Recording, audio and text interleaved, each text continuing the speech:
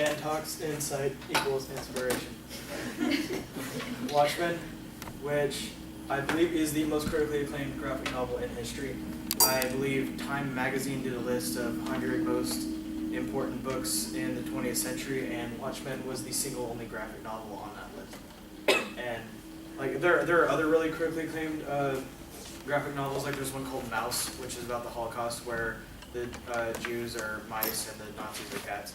It's actually a lot better than that sounds. But this is, I believe, like I said, even more critically acclaimed than that. And it features a smiley face with a blood drop on it, which is a common symbol in it. And I believe it started out as a normal comic series, like once every month or once every few weeks, and then they compiled it into a book. And I read the deluxe edition, which is pretty much the same thing, but it has like early art stills and also some extra things just to add more detail. Like there are excerpts from one of the characters' fictional autobiography, which I thought was kind of interesting. It gave a little different perspective on some of the stories. And why it's important, I think what would make it relevant to the modern curriculum is that superhero stories are so incredibly prevalent today. I mean, just recently there was the Avengers Age of Ultron is like one of the biggest Hollywood openings ever. And Watchmen is one of the most influential on the genre because it kind of brought the heroes down to a more human level where they tend to do good, but they also abuse their power. They become drunk with power. They like get really arrogant. Like Rorschach, for example, he was really bigoted. It wasn't super prevalent in the book. I think they made it a little more prevalent in the movie, where at one point he's researching an old ally of his, and he notes how he may possibly be homosexual and that it would require more research.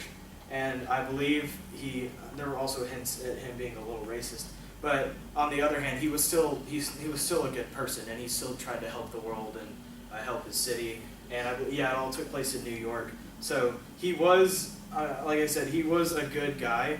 But it came out in the 80s, and the story, even the movie, it didn't modernize it. It still took place in the 80s. So some of that is indicative of the times. And plus, I think he was in his 40s because he was a little experienced, so some of that was also his age mixed with the time.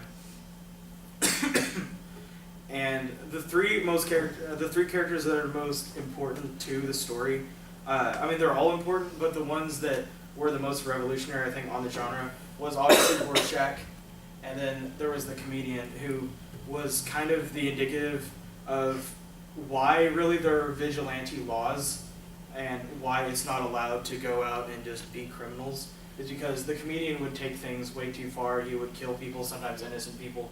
He still claimed he was doing good, but the comedian is what really brought the characterization of superheroes down to a more realistic level, because at one point he tries to rape a woman. He gets stopped, but it was actually one of his allies. One of the other female superheroes, and this took place in the 40s, so some of that was also indicative of the time when sexism was more prevalent. And his reasoning was also really interesting behind it, because he viewed himself as a satire. His entire persona was a satire of the corruption and just general horribleness of society. So he viewed himself as basically a parody of people, in a way. That's why he called himself the comedian. He referred to it as all just like a big joke, I believe. That's on another slide. But yeah, here, this is when he's about to rape someone, and he gets stopped by the hero called Hooded Justice. And what makes it also ironic is that, from what I read, I don't think this was in the original comic. It may have been in the prequel comics they recently came out with. I haven't read those. I just read the original graphic novel. But apparently this character was also a pedophile, so it also kind of adds a different level of just darkness, but also kind of realism to it. And yeah, and this is early on. It starts out in the 30s, which is when some of their costumes are cheesier, and then it moves on to the 80s, which was obviously then modern times.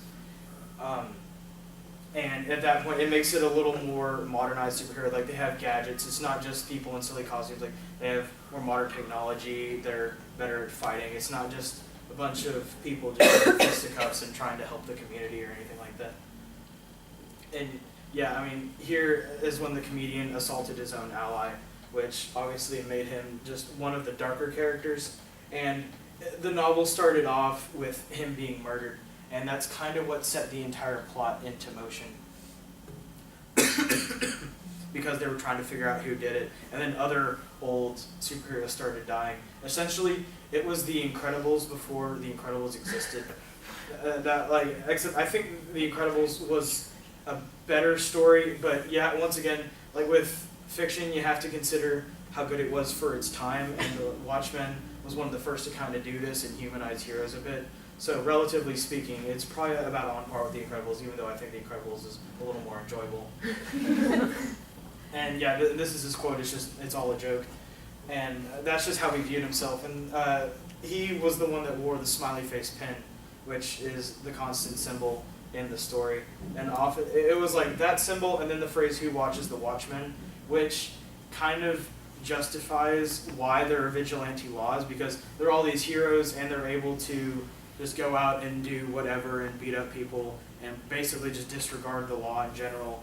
But the phrase "who watches the Watchmen," it's like who keeps them in check and things like that. So that's why the entire story revolved around a thing called the Keene Act, which essentially outlawed superheroes just entirely. And then that just left Rorschach. He was the only one operating. There was a couple others, but they worked for the government. And there are different. There have been different references like that. Like obviously there is The Incredibles, which is like the similar plot, and then they're coming out with a new Marvel movie called Civil War, which is essentially the same thing when superheroes are forced to register, and that was also based on a really famous graphic novel.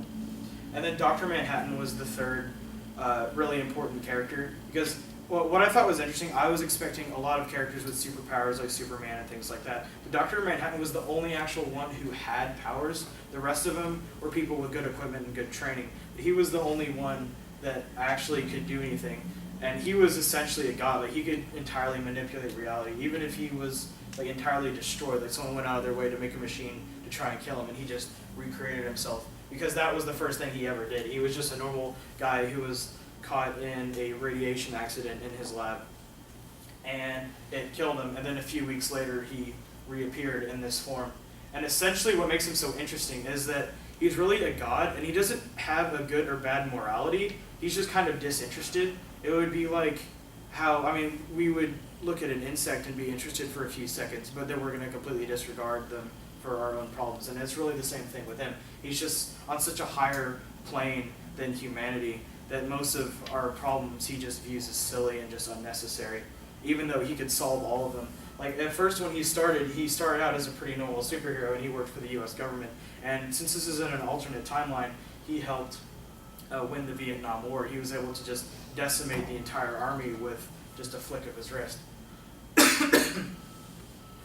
And I do think it's important to the curriculum just because it's so relevant to modern literature, even though it's a graphic novel. Because, like I said, I mean, superhero movies are so prevalent, and this just kind of sees where they come from. And I think the movie actually did a really good job of adapting it. I would say it's like 90% accurate. They changed a few things around. Like, some of the costumes were a little different.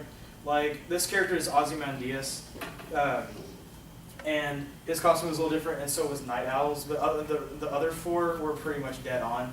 And the story was mostly the same. They changed the ending a bit, but I actually thought it was better. And I think this is one of the few examples of the movie being a little better than the book, because it's paced better. And for example, like Ozymandias, he is an important character in the book, but you mostly see him at the beginning and then at the end. And for a book, when it takes like 8 or 10 or however many hours you read it, you can kind of forget about him. But when the movie is only 3 hours long, he's still more fresh in your mind, and his impact is greater on the story. And I think that's why it would be good to teach, just because, like I said, it's just so relevant to how modern stories are, and this kind of, you see the origin. I mean, obviously comics had been around for like 50 years before this. Well, superhero comics had been, even, like there had been like Zorro comics and stuff before that, but this was kind of more the origin of like modern superhero things. I think that's kind of why it's important to say. I mean, to read and stuff.